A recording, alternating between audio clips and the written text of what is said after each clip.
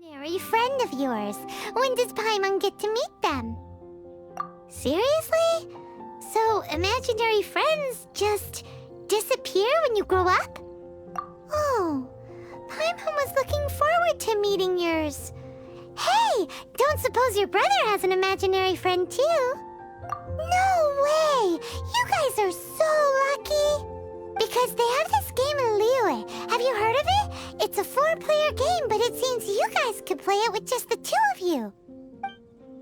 Oh, Traveler! Fancy meeting you here. Tone-deaf bard. What are you doing here? I'm here because Lisa has been making some exciting new contraptions. Why does the thought of Lisa's contraptions make Paimon so nervous? Come now. Do you see him? Do you see him? So it does work for you two. Paimon wants to see? Wait, but this gizmo isn't in Paimon's size.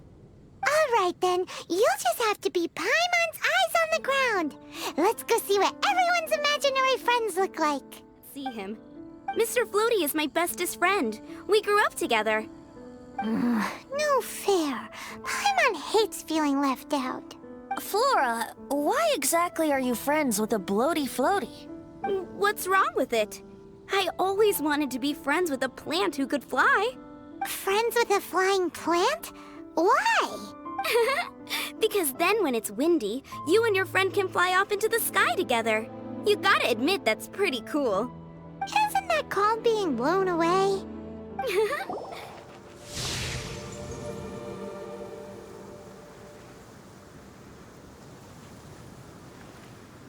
No way!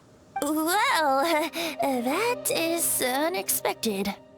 Timmy's imaginary friend is a ruins guard? Paimon's freaking out right now. That thing is sure to attack us. What say you we postpone our conversation with Timmy for the time being? Huh? Paimon has a favorite line? Seriously? Oh, alright then. How about we explore the area ahead of us later? Seems our suspicions were right. Grown-ups don't appear to have imaginary friends. Like I said, a lack of childlike wonder. So people just stop dreaming when they grow up? Okay, well, Paimon, for one, never wants to grow up.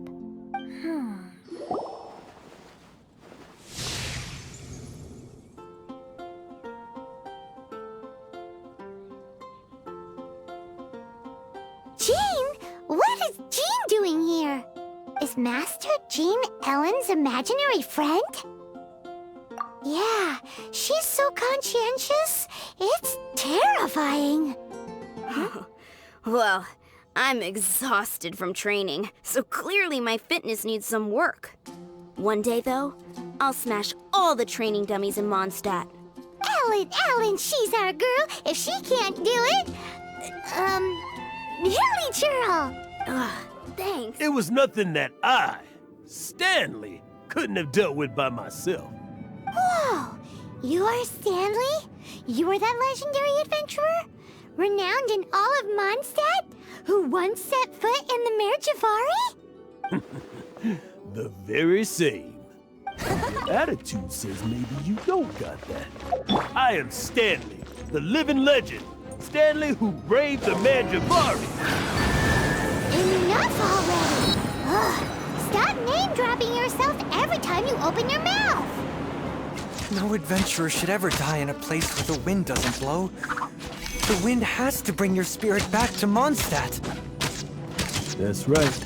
To die in a place where the wind blows, and to have your spirit carried back to Mondstadt on the wind, that's Yeah. Although, the most I can aspire to right now is beginner's commissions, like clearing out the slimes clogging up the sewers. You shouldn't die in a place with no wind. Why do they keep going on about that?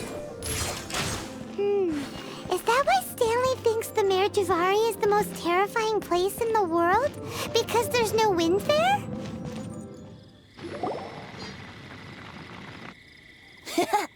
Lo and behold, the sword of brilliant valor. Are you sure? Looks kinda basic to Paimon, and a little worse for wear, too. Why would Hilly Churls be bowing down before a piece of junk like this?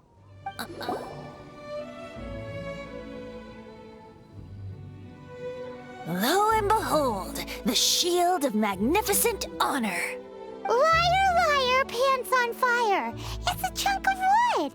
A chunk of scrap wood with the handle attached. Who in their right mind would use this as a shield? There's also Lord's intuition tells me that this is none other than the shield of magnificent honor. Warriors wear their battle scars with pride, and shields are no different. Surely an intact shield is one that has shied away from the battlefield. Is not the broken and splintered shield the one that has fought in countless wars and lived to tell the tale? Though the soldier's body be tired and torn, still they fight till the very end, till they have no blood left to bleed. Such magnificent strength of will. Is that not the true meaning of honor? You do have a point. Shiny new shields don't stay new and shiny for long. Okay then. Well, maybe if we ask nicely, he'll just let us take the shield of magnificent honor for free. Ahem. Excuse me, Mr. Hilly Churl? Well, okay. You take it from here. Hope you've picked up some Hilly Churlian by now. If not, there's always body language.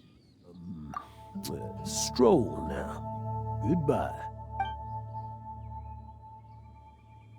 Guilty conscience much? Well, he shouldn't have gotten so carried away bragging to Jack, should he? Although, on further reflection, I must say I'm intrigued. Someone who can't let go of the past and gives up on the present instead. I wonder, if such a person was forced to take their first step towards the future, which way would they go? What are you talking about? I'm just musing to myself. Anyway, I propose we take a trip to Angel's Share tonight. His true self and Jack can finally go his own way. This calls for a celebration. And by celebration, I do, of course, mean libation. And by libation, you mean you're not leaving this tavern till you're too drunk to walk, right? No, the wine here's too expensive. Jack still owes me some wine, though. He promised me a rare vintage in exchange for helping him out, remember? I'll head off to fetch the wine. See you shortly. Let's meet at the usual place. Huh? Where's that supposed to be? Why has Paimon never heard of it? Hey, Tone Deaf Bard!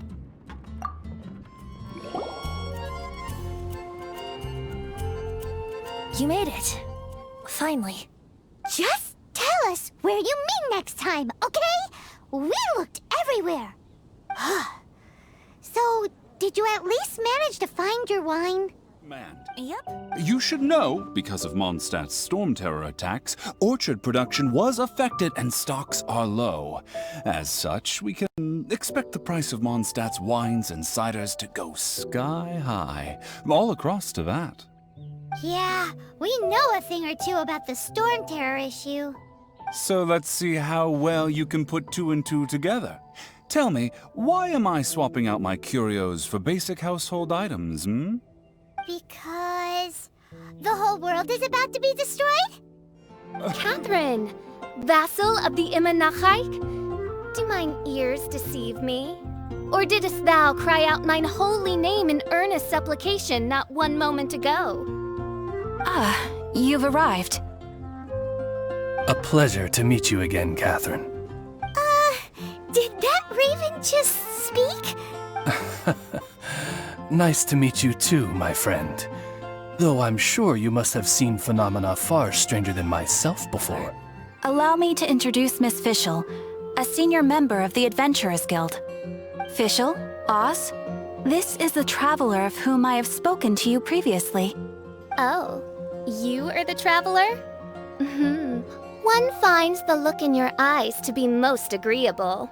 Honorary Knight of the Knights of Favonius and travel companion Paimon, we are honored to meet you both.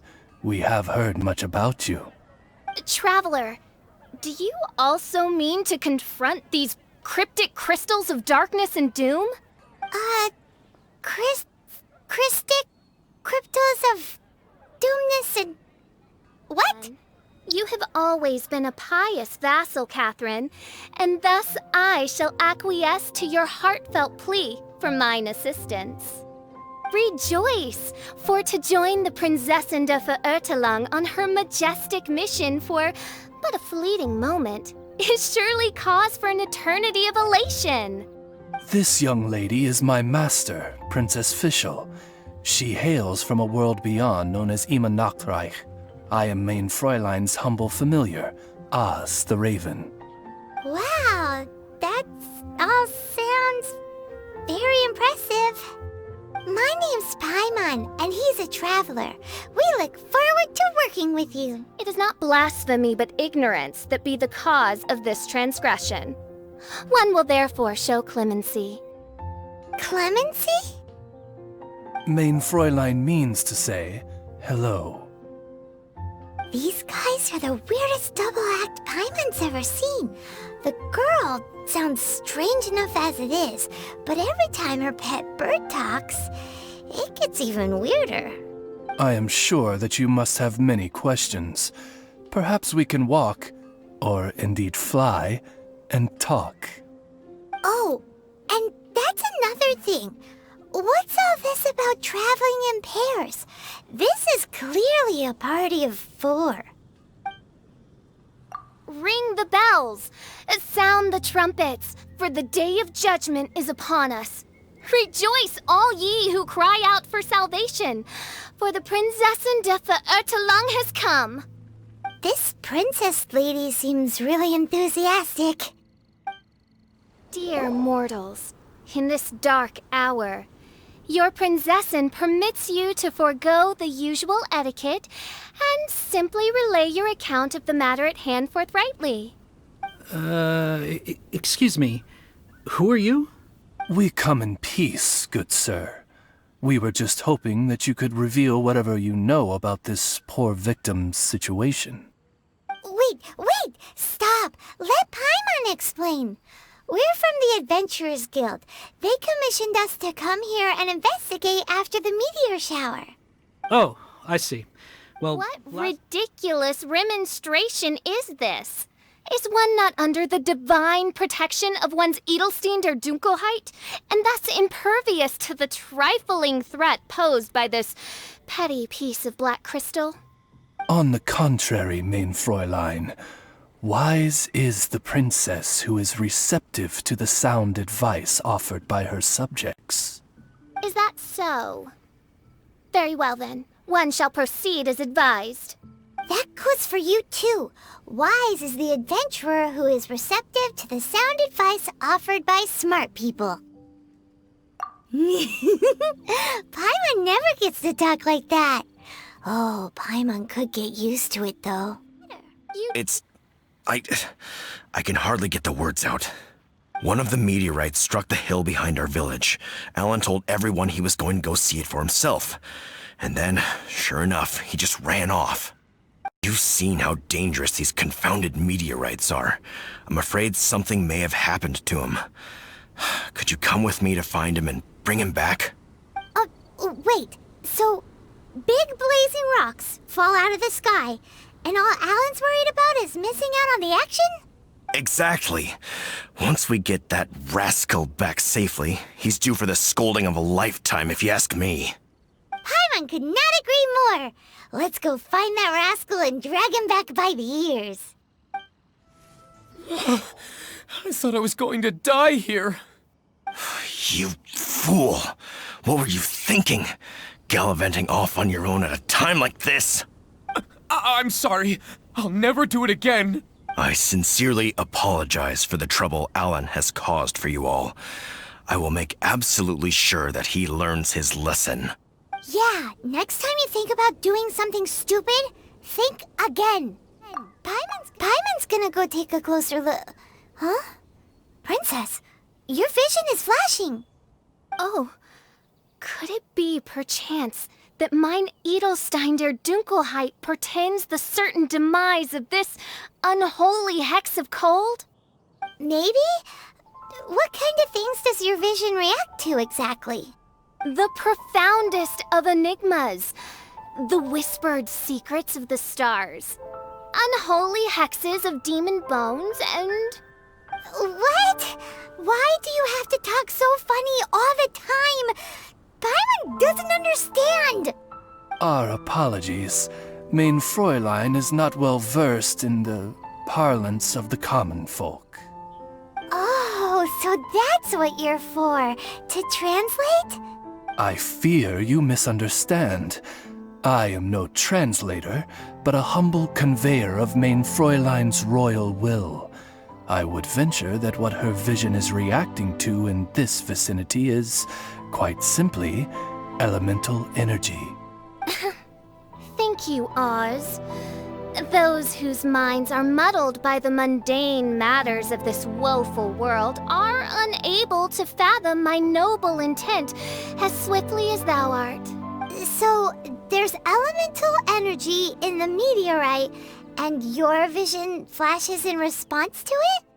Paimon thinks probably yes. Anyway, no harm in giving it a try. Let's look for shards of meteorite using Fischl's vision. Clearing them away will help make the area less dangerous.